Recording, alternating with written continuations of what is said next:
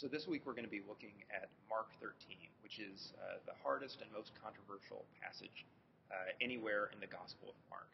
So one of the things that might be good in your group is before we get into all the details of Mark 13 and a lot of the controversies that surround Mark 13, is just to ask people, what did it look like in this past week as you were looking at the end of chapter 12 and some of Jesus' teachings about how the greatest commandment is to love God with all of your heart and to love your neighbor as yourself?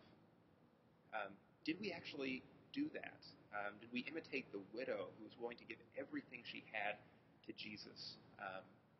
Or are we more like the proud religious leaders who go around doing things so that they can win praise for other people? I mean, there's so much great practical application from last week's message that one of the things that can be good in your groups is just to talk about whether that's actually happening and to encourage people about God's love for them and God's grace, to try to encourage them to do those things more and more. Okay, so in Mark 13, I'm actually going to be the one preaching, and I'm going to lay out two main interpretations of the passage. I think there's general agreement on the first part of the passage among our elder team, which would be the passage is going to begin with a discussion of the temple, and it's going to include this question, when is the temple going to be destroyed? Because Jesus says not one stone is going to be left on another, and Peter, James, John, and Andrew want to say, well, when is this going to happen? What are the signs regarding the destruction of the temple? And so we think most of chapter 13, certainly at least the first half of it, is all about the signs and things that are going to accompany the destruction of the temple, which is ultimately going to happen in 70 AD. And in that first part of the talk, what I want to try to bring out is how big a deal the destruction of the temple would have been for Jewish people in Jesus' time. I mean, this really would have been the end of the world as they know it. It was the center of their politics. It was the center of their identity. It was the center of their religion.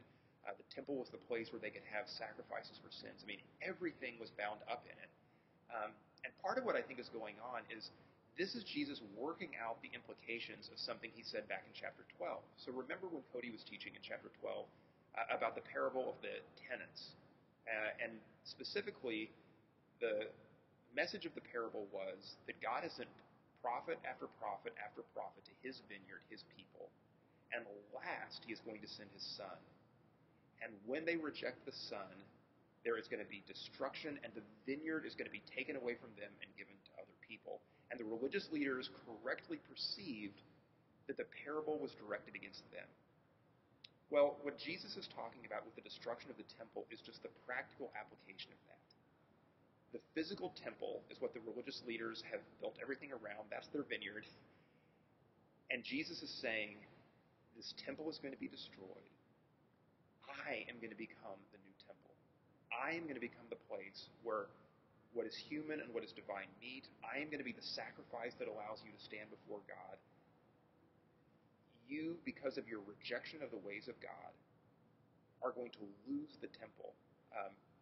So the destruction of the temple is the kind of concrete outworking of exactly what Jesus was saying in that parable back in chapter 12. And so in the first part of the talk, I want people to really understand what it means to live in this new age we live in. It is an amazing and breathtaking thing to know that in Jesus we have a temple, we have a high priest, we have everything, and that it's better because it's not just for the Jewish people, it's for all nations now.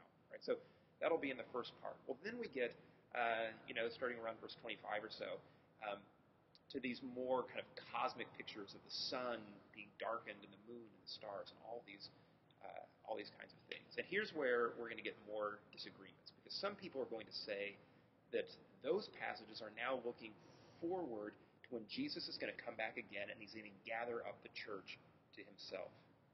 The alternative interpretation is that that's just very kind of poetic and prophetic imagery for describing the destruction of the temple, because for them, the destruction of the temple was the end of the world for them as they had known it before. And that the Son of Man goes back to Daniel 7, where it talks about the Son of Man coming not to earth, but to the throne of God and being exalted and put in a place of honor and vindicated before God.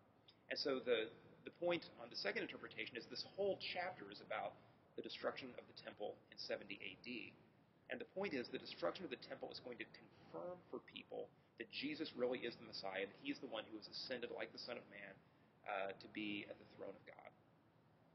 So what I want to do is I want to help people understand that whichever of those two interpretations you believe, and we have elders on our teaching team who would adhere to both of those positions, the practical implication for us today is basically the same. The practical implication is this.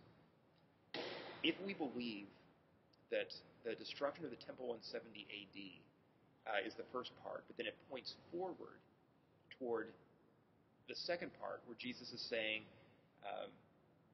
there's a future coming of the Son of Man where he's going to come back in judgment, he's going to gather his people, then we need to be prepared. We need to keep watch. We need to be on guard for when that day comes. And the people who believe that the whole chapter 13, is all about the destruction of the temple, all of those people still think that the destruction of the temple is a sign pointing forward to the day when Jesus is going to come back and there is going to be judgment on those who have rejected him as Messiah, and he's going to gather his people to himself. Right? So both positions are going to ultimately converge at the same truth, that there was something very significant that happened in 70 AD, and that there is another coming of Jesus which is yet to come that we need to be prepared for. So the final big point is going to be this. What does it mean to be prepared? And in the last part of Mark 13, what Jesus makes clear is that being prepared is not about being able to guess exactly when it's going to happen or counting earthquakes or things like that. The point is we don't know when it's going to come. Even Jesus says he doesn't know exactly when it's going to come. So every day, at every moment, be faithfully about the work of the kingdom. Because we don't know when it's going to happen, but whenever it does, let God find us faithfully serving him. That's how we keep watching. That's going to be the call for us out of this